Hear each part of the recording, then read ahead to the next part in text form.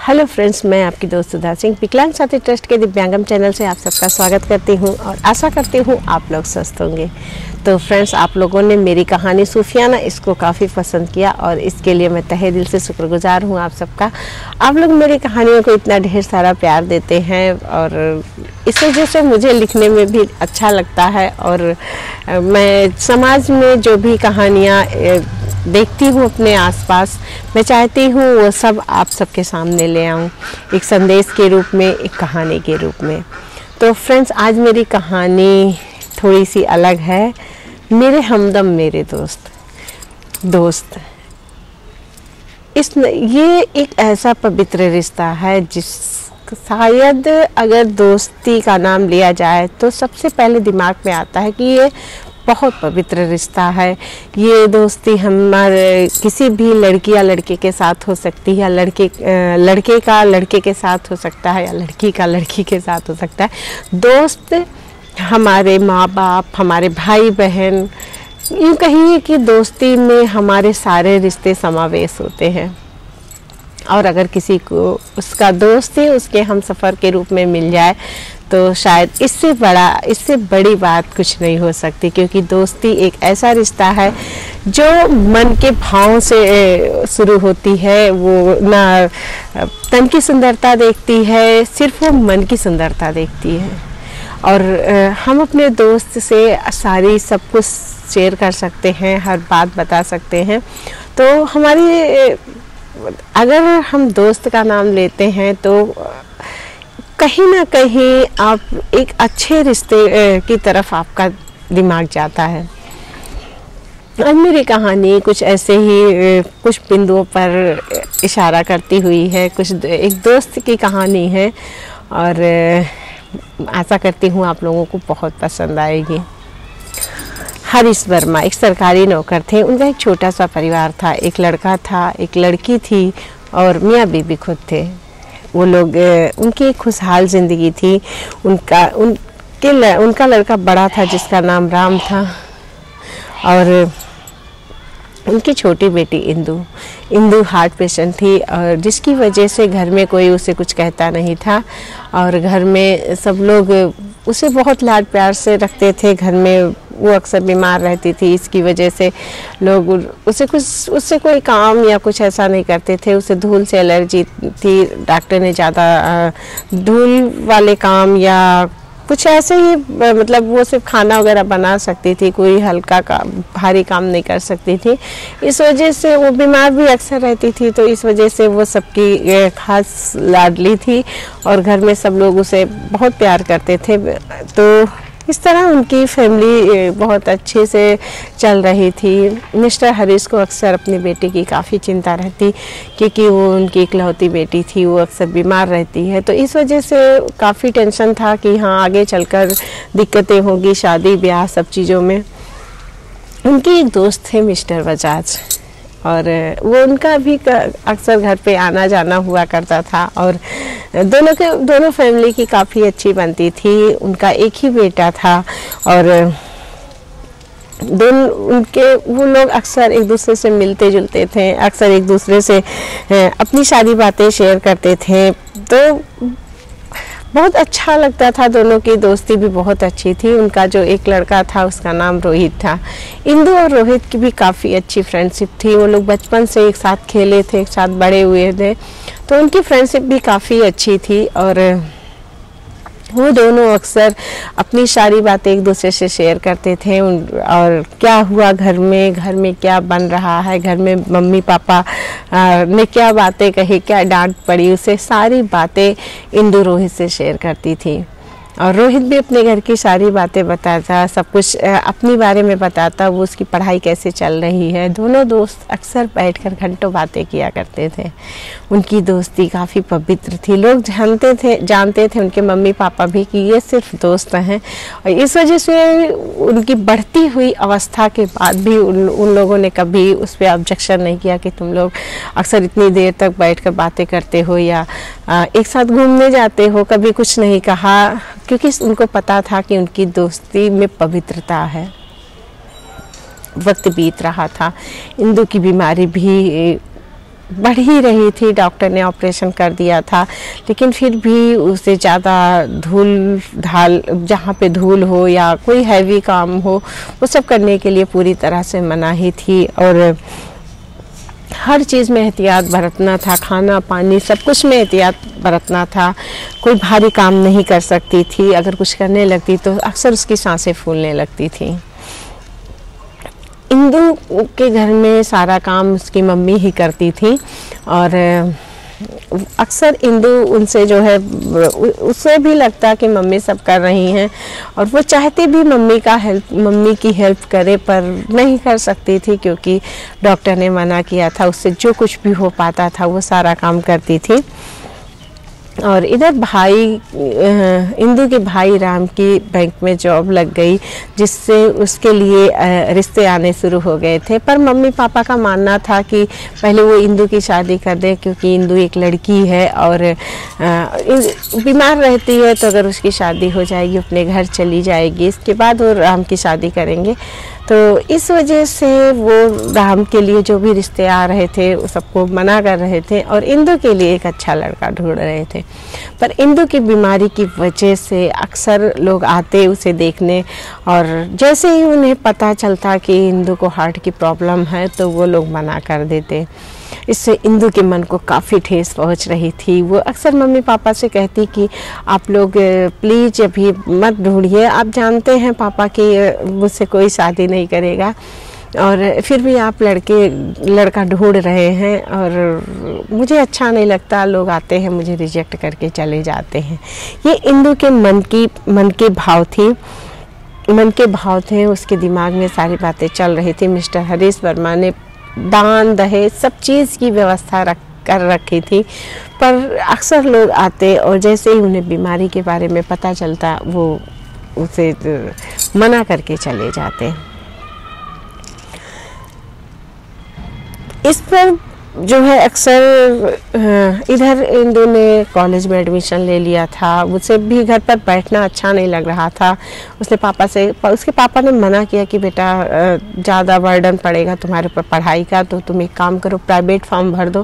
पर रोहित ने कहा कि अंकल मैं इंदु का ख्याल रख लूँगा और ज़्यादा इसे मैं नोट्स वगैरह मैं खुद ही बना के दे दूँगा, आप परेशान मत होइए। और ये पढ़ना चाहती है, कॉलेज जाएगी, इसका भी मन थोड़ा सा वहाँ पर बहला रहेगा, वरना ही घर में सारी टेंशन होगी। तो सब सोच के इसके दिमाग में और भी सब कुछ चलेगा। तो ये बातें मिस्टर हरीश जी को अच्छी लगी। उन्होंने रोहित की बात पर सहमति जताई और इंदु का दाखिला कॉलेज में कर दिया। दोनों दोस्त अक्सर बाइक से ही कॉलेज जाते थे और वहाँ पर जब फ्री टाइम होता था तो साथ में बैठना, बातें करना, टिफ़िन शेयर करना, कैंटीन जाना अक्सर उन लोगों का रहता था, जिससे अक्सर कॉलेज में भी लोग सोचते थे कि हाँ ये दोनों बॉयफ्रेंड गर्लफ्रेंड है, पर नहीं, वो दोनों दोस्त होते थे।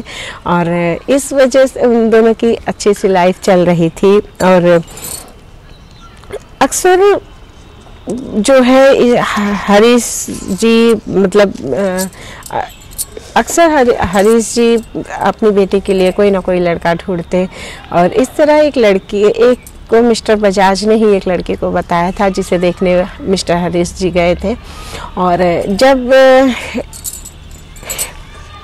वो लड़का इंदु को देखने आया तो फिर वही बातें हुई। तो इस पर जब एक दिन रोहित और इंदु कॉलेज गए, वो अपने कॉलेज के ग्राउंड में बैठे हुए थे, तो रोहित ही बात छेड़ता, इंदु यार क्या हुआ, तुझे जो लड़का देखने आया था उसका क्या हुआ, पापा ने जो लड़का बताया था। तो इस पर इंदु कहती है तुम्हें पता है ना कि मैं हर लड़की को पसंद आती हूँ, और लेकिन जो है वो मेरी बीमारी की वजह से मना कर देता। और मेरा क्या है, मुझे तो वही लड़का पसंद होगा जो मेरे पापा को पसंद होगा, क्योंकि मेरे घर में पापा मना कर देंगे लव मैरिज के लिए, तो इस वजह से मुझे तो वही लड़का पसंद होगा जो पापा चाहेंगे।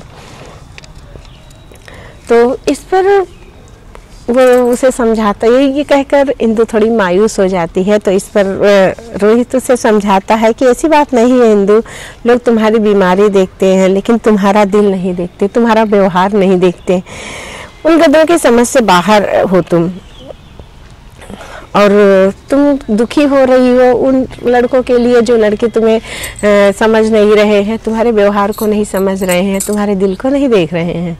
तो इस पर इंदु कहती है कि बात तो यही है कि वो इस दिल को क्या देखे जिस दिल में एक होल है, और इस दिल से प्यार करने का कोई फ़ायदा भी नहीं है, क्योंकि उन्हें पता है कि ये दिल किसी का प्यार नहीं संभाल पाएगा, और ये उन सब के उनके प्यार के नीचे दबकर मर जाएगा। इस वजह से शायद ये लोग जो है मुझे रिजेक्ट कर देते हैं। ये कहते हुए इंदु मुस्कुराने लगी। तो इस पर रोहित गुस्सा होने लगता है और कहता है कि खबरदार इंदु, अगर फिर कभी मरने जीने की बात की, मैं तुमसे इसीलिए बात नहीं करता, तुम फालतू की बातें करती रहती हो, मुझे नहीं अच्छा लगता, और तुम मेरी दोस्त हो, तुम उन गधों के लिए मरने की बात कर रही हो जो इंसान तुम्हारा प्यार ना संभाल पाए और तुम्हें तुम्हारे व्यवहार को ना देख पाए, ऐसे लोगों के लिए तुम मरने जीने की बात कर रही हो। तो इस पर इंदु कहती, और वो बुरा मान जाता है रोहित तो गुस्सा करने लगता है और कहता है कि क्या बात है, तुम बुरा मान गए रोहित, मैंने क्या गलत कहा, आखिर एक दिन इस बीमारी के साथ मुझे जाना है, ये तो सब जानते हैं, और ये बात तुम भी जानते हो कि मेरी सांसें पता नहीं कितने दिन की हैं। डॉक्टर ने मुझे एहतियात बरतने के लिए कहा है, और कहा है कि मैं पता नहीं कब तक मैं चलूँगी, कुछ कहा नहीं जा सकता, और तुम इस बात पे गुस्सा हो गए, तुम तो मेरी सारी कंडीशन जानते ही हो। और वो इस पर रोहित को मनाने की कोशिश करती है। रोहित गुस्सा हो जाता है, उससे बात नहीं करता। तो इस पर रोहित को वो मनाती है, पर रोहित कहता है कि इंदु देखो, ये बीमारी है, ये किसी को हो सकती है, आज तुम्हें हुई है, किसी और को भी हो सकती, अगर तुम्हें ना हुई होती, मुझे हो गई होती, तब भी क्या तुम ऐसी ही बातें करती, और तुम मरना चाहती हो ना, तो जाकर मरो, और मुझसे तुम बात मत करो। ये कहकर रोहित गुस्सा होकर उठकर वहाँ से चला जाता है। इस पर इंदु उसे आवाज़ देती है, अरे रोहित सुनो तो, मेरी बात तो सुनो, तुम क्यों गुस्सा हो रहे हो, तुम सारी बात जानकर भी गुस्सा हो जाते हो। पर रोहित जा चुका होता है। इंदु को लगा कि रोहित को शायद उसकी बातें अच्छी नहीं लगी, पर इंदु करती भी क्या, जब भी उसकी शादी की बातें कोई करता और उसे रिजेक्ट कर देता तो उसके दिल को बहुत ठेस पहुंचती थी। वो सोचती थी कि आखिर क्यों लोग किसी के मनोभाव को नहीं समझते, किसी के दिल को नहीं समझते। जब पापा उन्हें पहले बता चुके हैं कि मुझे ये बीमारी है, तो मुझे देखने आने की क्या ज़रूरत होती है। लोग आते हैं, मुझे देखकर मेरे मुंह पर मुझे रिजेक्ट करके चले जाते हैं, मेरा दिल रोता है, मुझे बुरा लगता है। और अक्सर ये सारी बातें होती थी जिससे इंदु काफ़ी डिस्टर्ब रहती, कि वो पापा से भी मना करते कि प्लीज़ पापा मेरी शादी की कोई बात मत कीजिए, मैं जब तक ज़िंदा हूँ तब तक मैं आप लोगों के साथ रहूँगी, और मेरी ज़िंदगी का कोई भरोसा नहीं है, ऐसे में कोई भी लड़का मेरा हाथ नहीं थामेगा। पर घर वाले, मम्मी पापा, वो लोग चाहते थे कि उनकी बेटी की ज़िंदगी में जो भी टाइम है, जो वक्त है, वो खुशियों से भरा हो। इस वजह से अक्सर वो जो है इंदु के लिए कुछ ना कुछ कोई ना कोई लड़का ढूंढने की कोशिश करते, और उन्हें भी पता था कि शादी के बाद शायद इंदु की लाइफ में कुछ खुशियाँ आ जाएं। इस वजह से वो अक्सर ढूंढते, और जब इस बात पे इंदु नाराज़ होती तो फिर जो है वो उसे समझाते कि बेटा आखिर कब तक हम जो है तुम्हारी शादी नहीं करेंगे, हमें तुम्हारी शादी तो करना है। फिर डॉक्टर ने कहा है कि थोड़ा सा एहतियात बरतते रहो, कोई दिक्कत नहीं होगी, ये बात डॉक्टर ने भी कही है। वक्त ऐसे ही बीत रहा था कि थोड़ा टाइम बीत ही रहा था। इंदु का कॉलेज चल रहा था। एक दिन वो अपने लाइब्रेरी में बैठकर कोई बुक पढ़ रही थी, और उसमें वो बुक ही पढ़ रही थी, पर उसे अंदर से फील हो रहा था कि कोई उसे बार बार घूर रहा है। वो एक बार नज़र उठाकर देखती है, एक लड़का उसे ध्यान से देखे जा रहा था, और वो जब उसे देख रहा था तो इंदु को अजीब सा फील हुआ और वो पुनः फिर अपने बुक पर नज़र गड़ा कर पढ़ने लगी। पर वो लड़का बार बार उसे देखे जा रहा था, मुस्कुराए जा रहा था। इंदु को लगा कि क्या ये मुझे जानता है, क्यों ये ऐसे मुझे देख रहा है। तो उन्हें थोड़ा अनकंफर्टेबल फील होता है इंदु को। तो वो अपने बुक समेटती है और बुक समेटकर वो लाइब्रेरी से बाहर निकल जाती है। और ये सिलसिला कई दिनों तक चलता है। जब भी इंदु लाइब्रेरी में जाती वो लड़का अक्सर वहाँ आ जाता। वो इंदु को बहुत ध्यान से देखता, उसे ध्यान से देखकर वो उसे मुस्कुराता रहता। इंदु उसे नोटिस करती कि ये लड़का अक्सर रोज़ आता है यहाँ पर, उसे देखता है। क्या बात है, कुछ तो है जो ये थोड़ा सा वो सहमी भी रहती है। उसे बहुत अजीब सा फील होता है कि क्यों ये लड़का बार बार उसे देखता है। और इस तरह वो एक दिन बहुत टेंशन में रहती है और वो 2-3 दिन नोटिस करने के बाद एक दिन ये बात वो रोहित से बताती है। पहले तो उसने रोहित से नहीं बताया क्योंकि उसे पता था रोहित को अगर पता चल जाएगा तो झगड़ा लड़ाई हो जाएगी। रोहित गुस्सा करेगा कि हाँ तुम क्यों जाती हो, जब जानती हो लड़का तुम्हें घूर रहा है तो तुम वहाँ से हट जाओ। लेकिन जब ये बातें इंदु के बर्दाश्त से बाहर हो गई तब फिर जो है जाकर उसने ये बातें रोहित को बताई। तो इस पर रोहित इंदु से कहता है कि तुम ये बात मुझे, जब रोहित को इंदु ने बताया कि 4-5 दिनों से ये मुझे घूर रहा है, तो रोहित कहता है कि तुम्हें मुझे बताना चाहिए था, अब तक ये प्रॉब्लम सॉल्व हो गई थी। तुम किसी और की वजह से लाइब्रेरी जाना छोड़ दोगी, ये कोई सल्यूशन तो नहीं हुआ। तुम मुझे बताती, मैं उससे बात करता। कोई ज़रूरी नहीं हर बात पे मैं लड़ाई झगड़ा करता, और तुम बताती तो मुझे एक बार।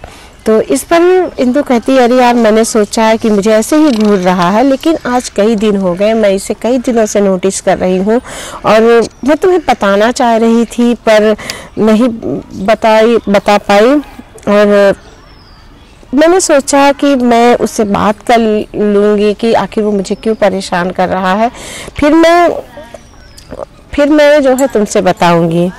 तो इस पर इंदु थोड़ा इंदु फिर रोहित से कहती है, तो रोहित उससे कहता है कि तुम मुझसे पहले बात की होती तो मैं एक बार उससे पूछ लेता कि आखिर तुम्हें क्या प्रॉब्लम है, तुम किसी लड़की को ऐसे क्यों घूर रहे हो। तो इस पर इंदु कहती है देखो रोहित, लेकिन तुम बहुत शांति से बात करना, प्लीज़ लड़ाई झगड़ा मत करना।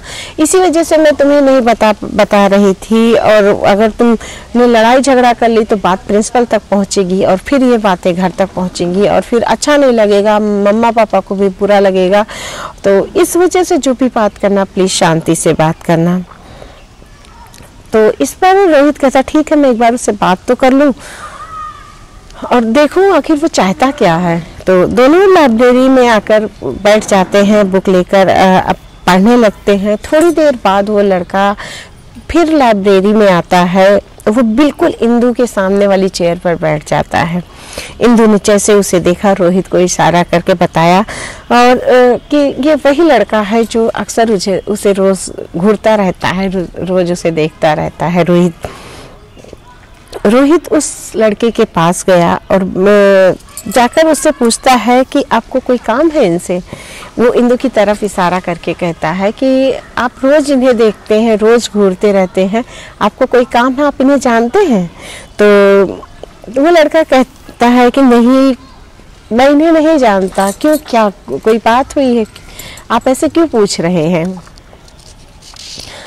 तो इस पर रोहित कहता है तो फिर आप पिछले 1 हफ्ते से आप इन्हें घूरे जा रहे हैं, देखकर इनका पीछा कर रहे हैं, आप किसी लड़की को ऐसे घूर रहे हैं और देख रहे हैं, तो इस वजह से जो है उस लड़की को असहज फील होता है, ये गलत बात है।